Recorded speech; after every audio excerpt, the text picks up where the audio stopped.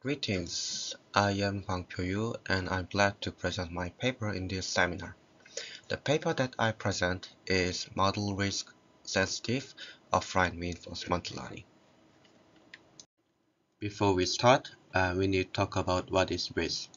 There are many definitions of risk, but we are focused on the definition, adversarial outcome of event. For example, if you do gamble, then the risk is the amount of money that you lose. This is equivalent with weighted average of course, more worth, more weight. However, the adversarial outcome must be plausible enough. The constraint to decide what is plausible or not is called risk measure. Mathematically speaking, it is weighted average of quantile function. The quantile function is the inverse function of cumulative distribution function, also called CDF, and it is actually sorted results of all outcomes. 0 means the worst, 1 means the best. For example, you are betting $1 to the coin toss and you repeat the game. The results are $1 lose and $1 gain. If it was the fair coin, the number of events will be almost equal. Therefore, the quantile function is -1 from 0 to the 0.5 and 1 from 0.5 to the 1. So one cannot abuse adversarial outcome property. For example, there can be a meteor strike and we will lose all our money. Since this is not plausible at all, this case cannot be accounted into the plausible scenarios, so we do not consider the case. While we can focus on we keep losing the money, so we can account the case, the worst case, 50 percentile case, and from the worst case to the 50 percentile case, and taking average the case only. Then the risk is $1. We take the negative sign to the benefit, so cost is $1, so risk is $1. This is called aleatoric risk. 용어가 어려워서 한국말로 한 번 더 하면요, 우연적 위험입니다. Meanwhile, model risk is the risk of using wrong model. We use model to calculate expected cost and risk. But what if model is wrong? I use fair coin model, but a real world coin is not a fair coin. For example, the 500 won, this coin is a biased coin. Therefore, it is dangerous to believe the model naively, especially for the real-world problem, stock market, self-driving, whatever. But we can do the same thing, think the worst case among the plausible alternative scenarios. This is mathematical statement of the model risk. We calculate some maximal risk over the plausible alternative scenarios, and the plausible alternative scenario m var epsilon mu sigma z is the other random variable whose mean is mu and whose standard deviation is sigma, and the Wasserstein distance is lesser than square root epsilon. This is the figure that compares aleatoric risk and model risk. Left one is traditional risk-sensitive approach. We calculate the risk using the model, so-called critic, while in the model risk-sensitive RL, we distort the model and calculate the risk. So let's get into the real problem. Reinforcement learning and offline reinforcement learning, so-called batch RL. RL is a decision-making machine learning method and very applicable for many real-world systems. For example, finance, self-driving, large language model alignment, but it requires interaction between environments. So the agent RL model take a trial and error with the target system. This is not so desirable because the real world is too dangerous. So can we train without interacting with the environment? The solution is offline reinforcement learning. In offline RL, the RL agent learns from the data collected by the other agent, for example, human collected data. The data consists of state and action the agent took and reward that environment gives. In this case, the RL agent do not require interaction. However, the model will be always wrong because there is no feedback from the environment. Therefore, it is model risk sensitive task. Let us compare the offline risk sensitive RL and model risk sensitive RL. In offline risk sensitive RL, there are two phases. The phase one is learning action value function, so-called critic. In this case, the critic learns the quantile regression loss. This is asymmetric L1 loss. The quantile regression loss learns the criterion that current value is the immediate value plus discounted next value. The phase 2 is learning policy. Policy is the minimizing the risks such that the policy's action is close enough to the experience batch, the data collected by the other agent. In the model risk sensitive RL, we only change the risk minimization to the model risk minimization. So our final problem is how to calculate the model risk and what are the appropriate choices for the mu, sigma, and the epsilon. The main discussion is the calculating the model risk and choice of mu, sigma, and epsilon. Suppose that we have appropriate values for the mu, sigma, and epsilon. Then the model risk is the following: negative mu minus sigma times standard deviation of phi u, correlation phi u, and phi u plus lambda f of quantile of the g u. This looks very complicated. Lambda and ML formula, but we look carefully. They are something that we can calculate easily by the computer. Variance, covariance, and some. In RL, we often use multiple critics, and we will use the multiple critics too. We propose the following criteria. The basic philosophy is we should be conservative because we cannot interact the environment, we cannot get the feedback, and our model will be wrong.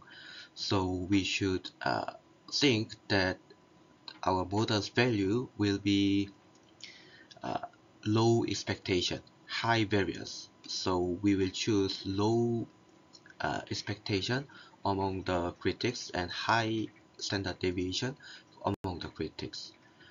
And we will choose epsilon be small enough when critics agree with, and we will choose large epsilon if critic doesn't agree with. So we choose the minimal expectation among the critics and maximum standard deviation among the critics. But when we choose just expectation of the critics, there is a case that lambda is 0, so it can easily fall into the simple mean standard deviation risk measure. This might lead the local optimum, so I use the subgradient trick, adding the risk and subtract the risk. But for the risk, I use the stock gradients, so there will be a two gradient component, risk and expectation. The calculating risk is can be simplified by change of variable, and of course we have to choose the maximum risk. Calculating epsilon is more complex compared to choosing mu or choosing sigma. We will sort all critics estimation and rearrange it. So for the First, we will set x1, x2, and xn k. This x1, x2 will be divide the 0 to the 1 equally. So we will consider the all critics are same model and calculate the difference with the individual critic and this ensemble. So the difference is a square root of integral. This can be calculated by numerical integral, for example, trapezoid. And the largest difference will be the epsilon. This is we are being conservative. So the difference is large, then ensemble and individual critics are large. So it should be the model cannot be trusted, while the individual and ensembles are showing the same, then we can trust enough, so epsilon can be small enough. Finally, we choose the reference distribution G to be the critic which produced the largest risk, and calculate the model risk according to the previous formula. The figure below is to summarize the procedure. First, we calculate the largest deviation and minimal expectation. The largest deviation will be sigma and minimal expectation will be mu. But further modify the gradient of mu, we use the stop gradient trick. Then we calculate the epsilon. This is disagreement between critics and how confident we are. For the calculation, we made the critic ensemble using sort and rearrange, and measured the square distance between individual critic and this ensemble. The largest difference was chosen to be epsilon. Then, using the formula, we calculate the model risk. If you take a look to the formula to calculate the model risk, there is a condition that model risk can be calculated. Epsilon should be greater or equal to the mu z minus mu square plus sigma z minus sigma square. This condition should be met to calculate the model risk. When this condition does not met, we cannot calculate the model risk. Actually, model risk might not exist. The problem is called ill-posed, or even it exists, there will be a trivial solution. This case is just lucky case, but we cannot sure the model risk exists or just trivial solution. So we have to consider when epsilon is smaller than mu z minus mu square plus sigma z minus sigma square. Then what should we do, or even it happens often? Actually, this case rarely happens. Taking the look the inequalities, epsilon is small and mu g minus mu square plus sigma g minus sigma square, this right hand side, is large enough. In this case, critic agrees strongly because epsilon means the critic's agreement. So epsilon is small, but shows very different mean and deviation, so large that larger than epsilon. But the probability is actually non-zero. For example, in the early stage of critics might not be a meaningful distribution. It is just a random noise. Therefore, epsilon can be very small, but mu z minus mu square plus sigma z minus sigma square can be large enough. It mostly happens in early stage of training. And we are using the numerical method to calculate the mu, sigma, or whatever. So numerical error or random sampling error of the Monte Carlo method can lead this situation. This is just bad luck case. In this case, we just use risk scientific loss.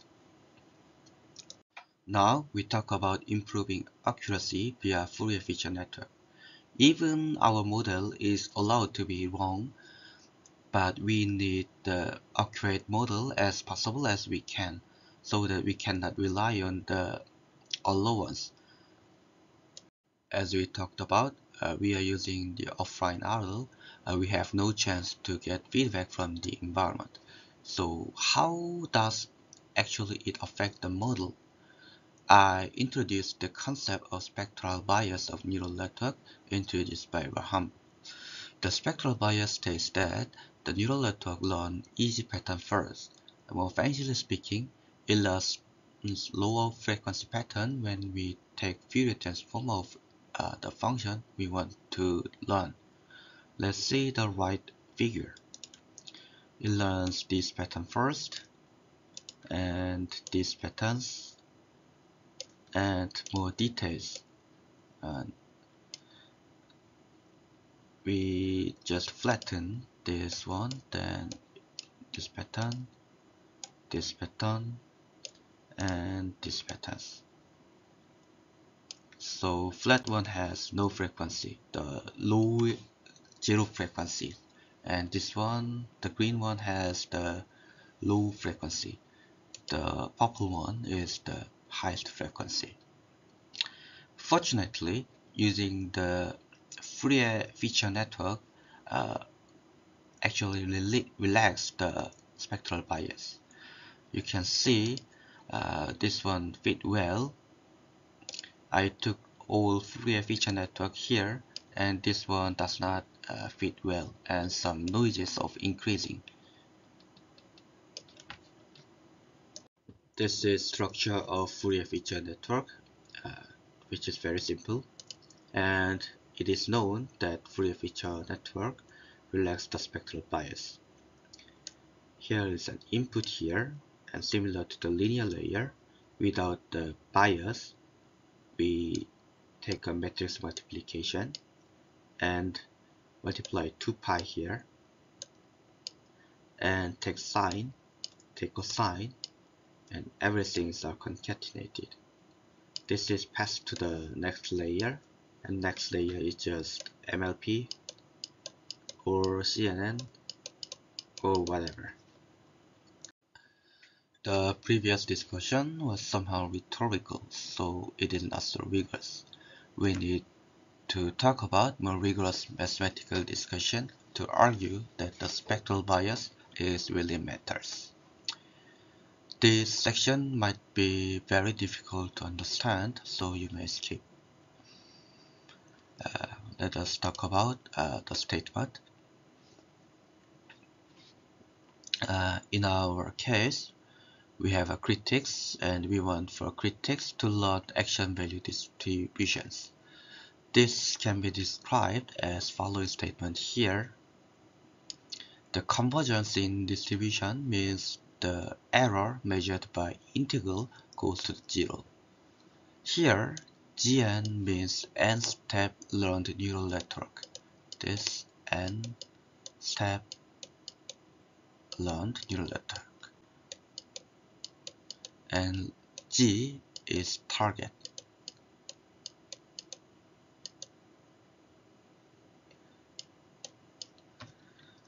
This is equivalent to say that G hat n goes to the G hat converges in pointwise.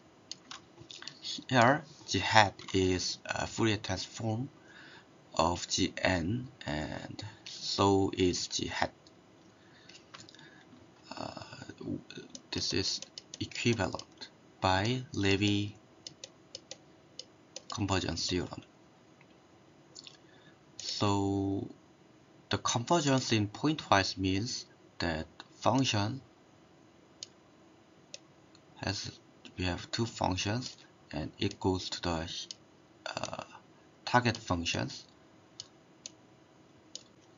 but the speed of convergence might be different.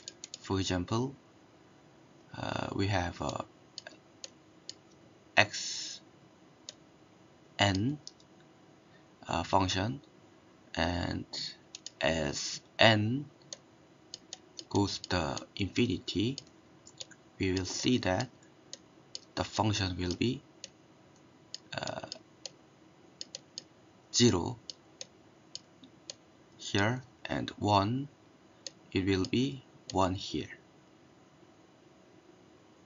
Then the convergence of speed will be very different.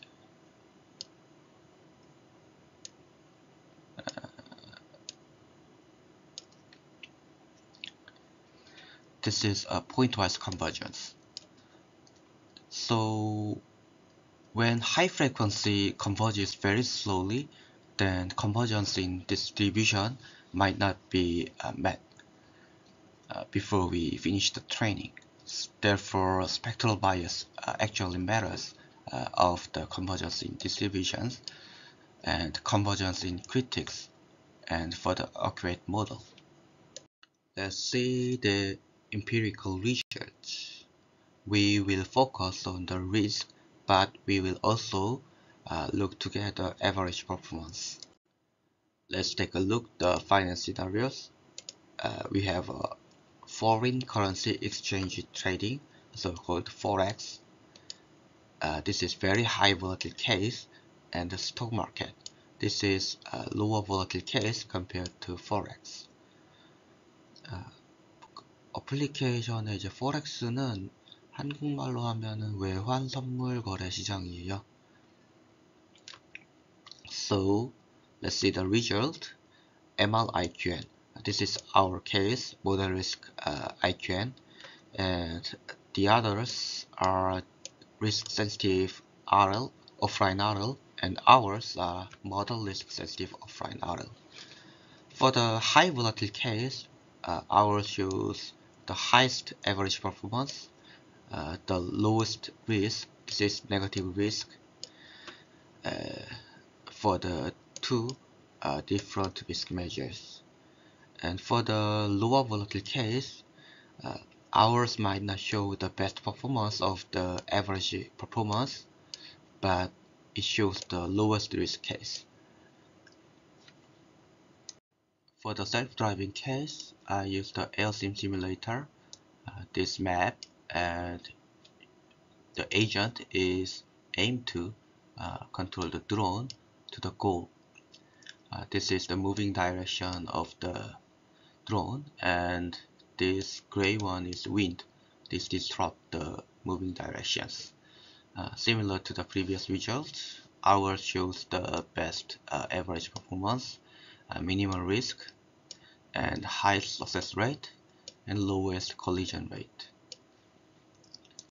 And the evaluation study, this is a Forex environment, a trading environment. You can see the ML, this is model risk, and FF, free feature, and TQC, this is not so important one. So you can compare the result, model risk, free feature, and without free feature here. Especially in one risk measure, the free feature was very important. And also without model risk shows more poor performance compared to model risk. Let's move on to the conclusion.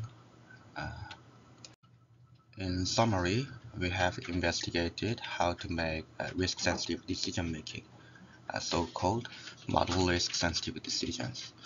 Because model will be always wrong, we cannot get appropriate feedback from the environment. Therefore, we introduced critic-ensemble criteria and Fourier feature network.